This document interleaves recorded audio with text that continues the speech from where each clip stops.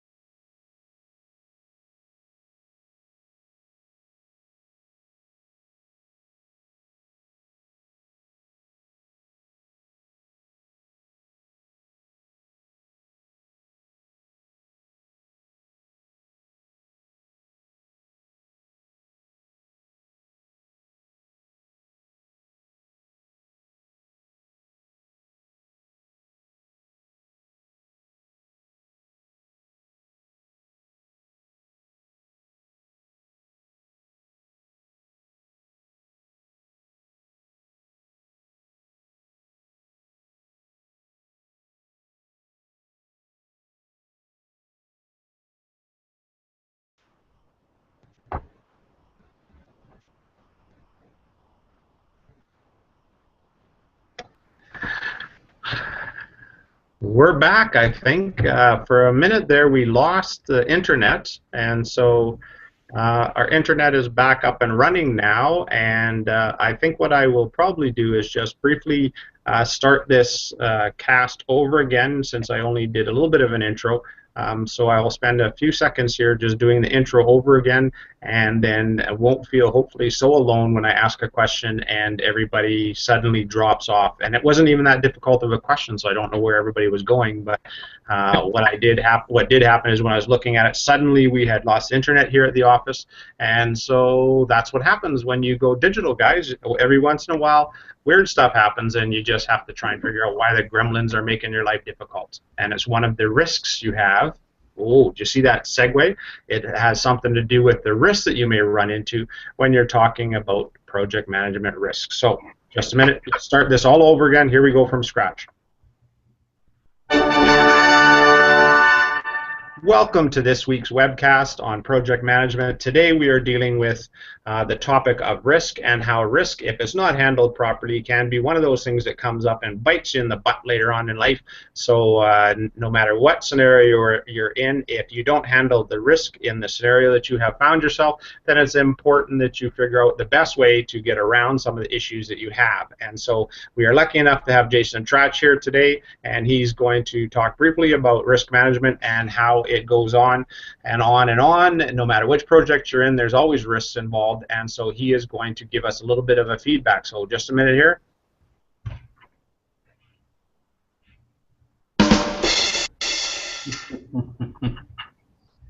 Yes, I thought we had lost ourselves there for a minute. Okay, Jason, welcome. Thank you for joining us. Can you tell us a little bit about risk and how project management risk has some relevance for everybody, whether they're in project management or not? So talk to us about risk, Jason.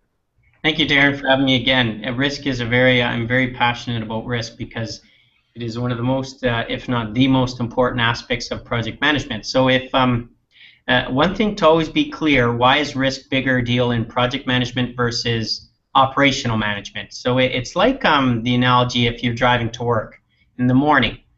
Generally, you take the same path every day. So you know that path, you know how much time it takes.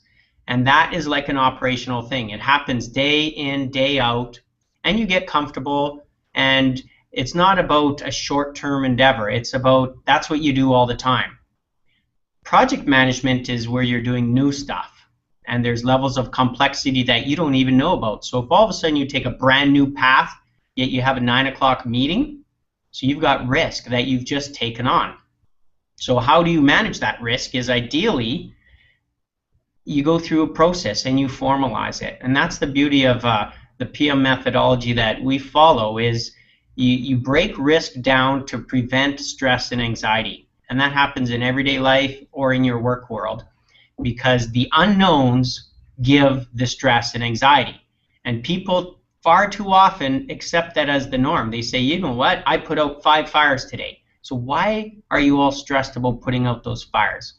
Why not identify the risk and the risk event can occur or not? So if that event occurs, that's just part of project management. Stuff happens that is unknown. Stuff happens that doesn't go according to plan. So that's one of the first biggest things about risk is be ready to be dynamic and agile in your approach and don't get all stressed about it because it's a normal thing. So the first thing about risk is identify. Is it a risk?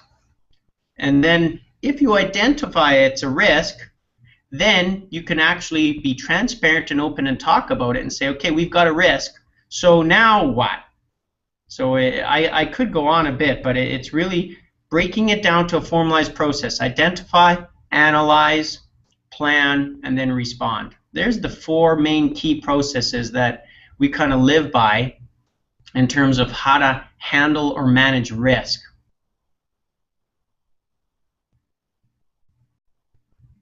Oh, sorry, it looks like you're muted. I can't really hear you.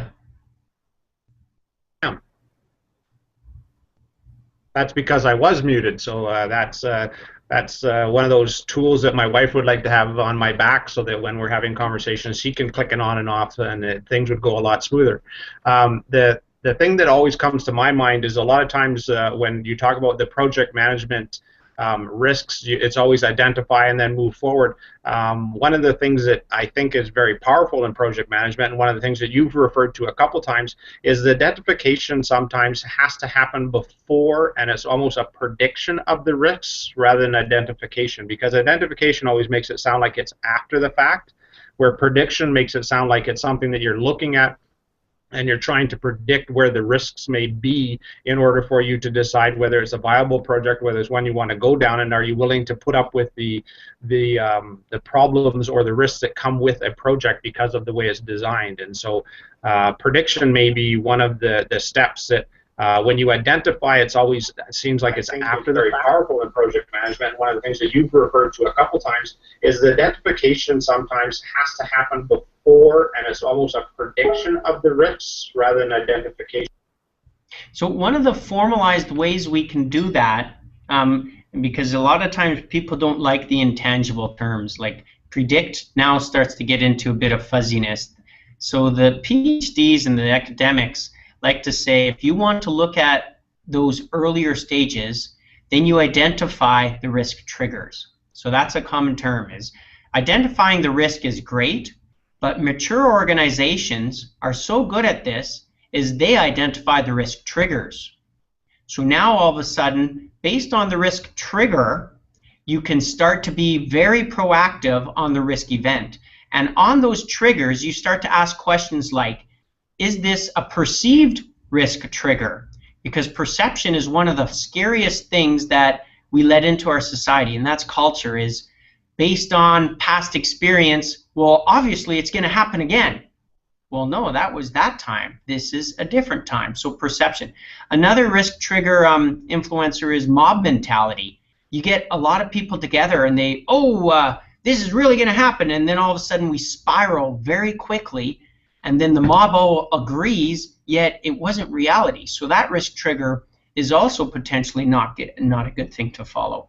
Another thing is based on basically fears, because people have innate, not innate, but they fear the unknown. So they'll build up a lot of times one negative thinking person can build and sway a lot of people to say, oh, well, look at that spider, it's dangerous. Oh, well, everybody run. So then all of a sudden everybody runs. So that's a really good point you make there, and that's where a lot of the the really mature organizations do a lot of focus on risk trigger identification. Then they can also do risk trigger analysis. So that's like a pre-formal stage to risk identification and risk analysis. Oh, sorry, mute. Oh, Okay, I just keep shutting off my mic. Okay, so this one, the next thing that came to mind is, does risks change based on the size of your company when it comes to your ability to handle those things? So you said something about maturity of the company. Maturity of a company doesn't necessarily apply to the size of the company. It's more determined by the number of times they've done the same type of project over and over again, or is it based on the fact that it's a company that's been just around for a long time, or what? When you use the term mature, because I've heard you use it a couple times, what do you mean by mature, and how would I get a company, whether it's new or whether it's old, to be a mature, or is it just a company that's been around for a long time and then has done a project over and over again? Okay, so size of the company does not mean if it's mature enough. Length and how long the company's been around does not mean for sure if a company's mature enough. I've seen very old companies that have been around for a long time. They're terrible at risk management. Now, granted, they've been in a good market that let them stay afloat, but to look at risk maturity is you look back at management systems, because mature companies have strong, first of all, they have a strong culture, because a risk culture will understand that stuff happens that will not be planned for, and it will not go according to plan. So based off of that risk threshold is they refuse to run around and panic. So the risk tolerance level and the risk culture is that they're not gamblers. A lot of immature organizations have a very high risk threshold, which means they just play cards. They blame bad stuff on luck. So that's an immature culture. A formalized will say, you know what, we establish a risk threshold that we will accept this level of risk event to occur that is unplanned. All the other stuff, we're going to make plans around it. So now that starts with the leadership team and essentially the structure and organizational design of the company. So if you're an operational versus a projectized, you have to look at the foundation to say, how are we set up to handle risk? Do we have auditors? Do we have project managers? Do we have a structure where a project environment can be fostered and the lessons learned can be basically learned and not duplicated and done again? So then once you have that organizational structure, then you need the processes to help enable how you do the work. And that's really where your management systems come in, where your processes and your workflows and your forms and your templates and all of that beautiful paperwork, and whether it's policies or procedures or guidelines, that's all part of a management system. And then based off of that is your hiring of your management team, because these managers now can enable the systems that are aligned with the structure and the strategy of the organization. And then basically clarity on roles, and then basically clarity on the employees buying into that role, embracing that role, having some fun in that role, and then working well back right up to the top. So that's an example of more of a mature, that's a 30-second high, 30,000-foot view of how you can really see who's going to be good at risk or not. Okay, so here's another question for you then. So would the risk in a project, if you are perceiving a large amount of risk, could it be a factor that you use in order to evaluate how much a project may cost? If a project is more risky, is a mature company more likely to look at it as a more expensive project, or if it's would it ever be a factor that you would use as a person who's bidding on or explaining what the cost of a project may be? Could risk be a factor that determines that? Excellent point, excellent point. So generally how more mature companies look at projects that they take on or contracts that they take on is they'll create a portfolio of their projects, and they'll rate the levels of risk of each project. So if you are a flash in the pan company, a .com company maybe, that you're going to take on 5 projects and all of them have a 90% chance of fail. So in 2 years the company could be bankrupt, or the company could be worth 10 million. So that's the kind of risk threshold, and that's how they assessed their projects. They were looking for high risk. Whereas if you're a healthcare company or a nuclear power plant company, these guys are going to be taking on maybe no risk projects. So the majority of companies take on a few risk projects. So there's one corner of, if you're looking at a grid, say a square that has a cross in the middle. So you got 4 quadrants in the square. So maybe in your top left are the high risk projects, and then in the top right are the medium, the bottom left are another level of medium, and the bottom right are very conservative, 99% everything's going to go according to plan. So that organization will usually take a few risky projects and then balance out the majority of the projects throughout the rest of the quadrants based on that strategy of that company, based on the risk thresholds of that, the chair and the board and the president and CEO, and also the people that they hire.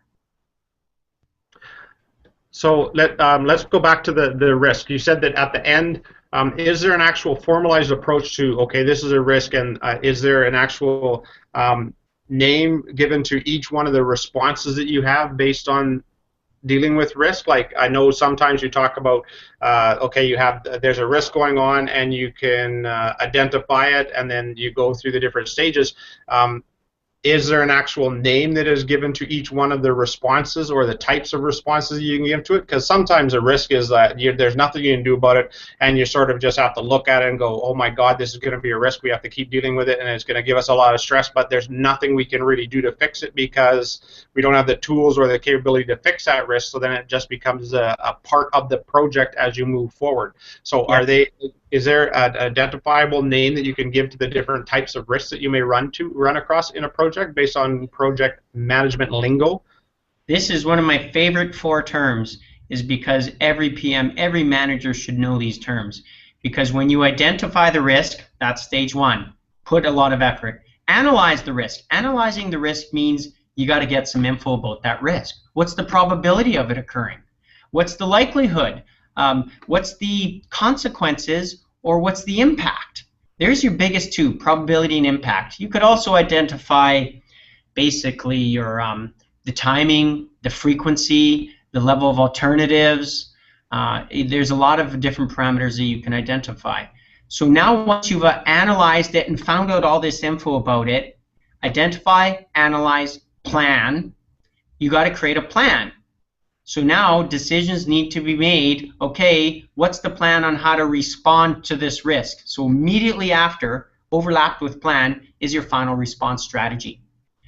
So responding, the main 4 response strategies over risk are avoid, transfer, mitigate, accept. So avoiding is where you've changed something drastically on that risk. So the risk doesn't even exist anymore. So if you had a risk of building something out of wood and ants getting into it, eating the wood, then avoid the risk by using steel. Boom, you just totally got rid of it. That's the best way to deal with a risk.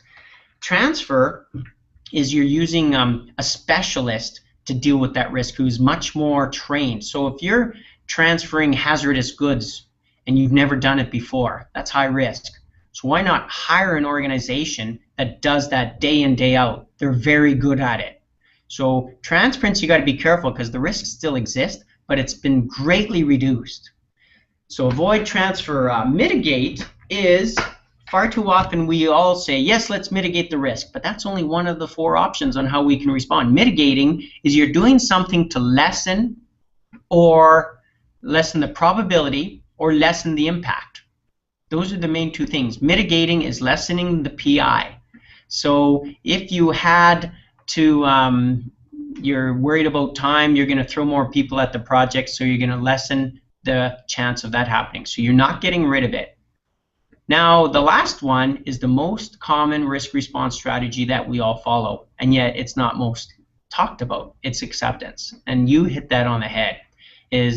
There are so many risks in a project, and I always recommend identify as many as you can, and you'll be accepting most of them. But at least put them down on paper so people know, hey, look, here's a risk. Are we putting any resources to it? Money, people, time, equipment? No. Okay, well then you're accepting it and you're doing nothing. And that's part of doing business. Because in the end, everything has to align with, are you going to make some money? Are you going to get some value out of this? Well, how much resources are you going to expend on that risk? You can't avoid everything. You can't mitigate everything. You're going to accept a lot of them. So one of the key things you want to do is you have a contingency plan. So if you do accept it, our recommendation is at least have a contingency plan, which means if this risk event occurs, we're going to do this. Now the contingency could be as simple as we're going to call a meeting and decide what to do. And these people have to attend the meeting and be there within 24 hours, and you list maybe 4 VPs. Because the last thing you want to do is be thinking, as the risk event occurs, you don't want to be thinking, okay, what do we do now? Because you're in a bit of a panic. Like physiologically, stuff's flowing through your brains that the endorphins and everything that are not going to have you thinking clearly. So try to avoid making big decisions at the immediate time when the risk event occurs. Ideally, you have some kind of contingency to say, okay, this is what we have to do, and this is who has to be involved. That's really important. Okay, just to put this more on a personal level, so if from a company's point of view, I like the concepts that you just talked about, but from a personal point of view, if I'm a project manager, would I be considered a more mature project manager if I have experienced more and have done more projects than someone who comes in and is very creative and has the ability and is very unflappable and has the ability to deal with a lot of different things and is very creative? Like, if you were hiring someone, would you look for somebody that's more of the mature one who's done a lot of projects and have gone through a whole pile of different things in their life and have experienced a lot of different risk in their life, so they actually have some personal experience to fall back on? Or would you be looking more for somebody who's a little bit more creative and has the ability to intuitively figure out what's the best way to proceed forward when you're talking about hiring a project manager for your company? You as a CEO, what would you look for in a person? Would you look for the more mature person with experience, or would you look for more of the person who is unflappable and creative and able to handle the issues as they hit them as they come up? Well, good question. Good question.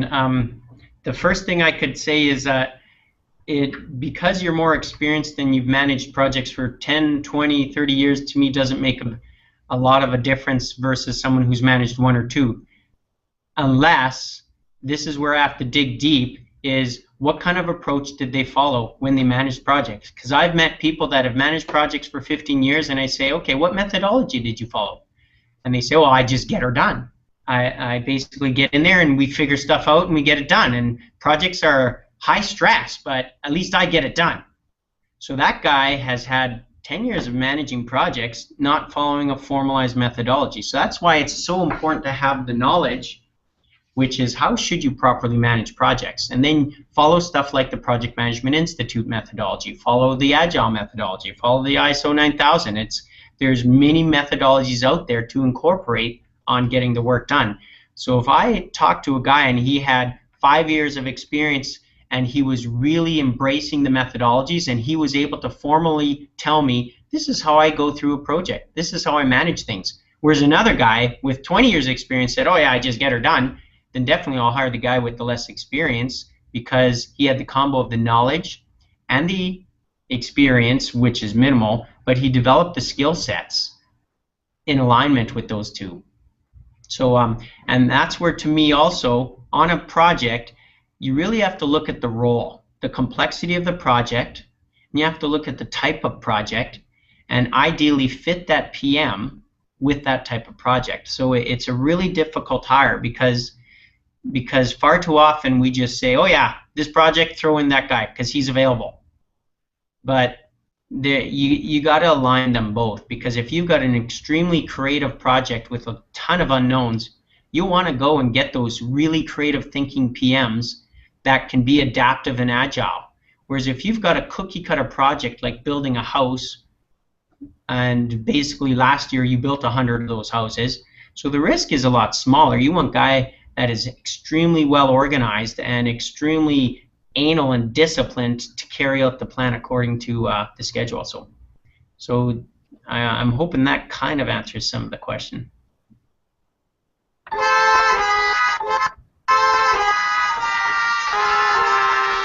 We're getting close to the end, and so I just want to ask you to do one more thing, and that's talk briefly about risk and how the courses that are offered through NextLev, how you may learn something about risks in the courses and how that may make you better at what you do as a business person in the world. You know, and that's great, is because the courses that we cover touch on risk a lot, and it comes from a lot of my experience, but it also comes from a lot of amazing consultants that have contributed to the content. Because our courses are not just about one methodology or one subject matter expert. This has been going on for the last 10, 15 years, where we've looked at risk because it's inherent to every project. It's all over the place. So what we try to do is we accept risk. It's going to happen. And especially now with the way things are moving so quickly and so fast. So the best ways that we believe in our courses, what we promote is a collaborative approach. You want to follow a disciplined structure. However, you still want to be able to be agile and dynamic in the event that some major things happen. So it's a combination of that. And we basically, through our courses, we cover it through videos, through tools. And we're never going to say this is the be-all, end-all way to do it.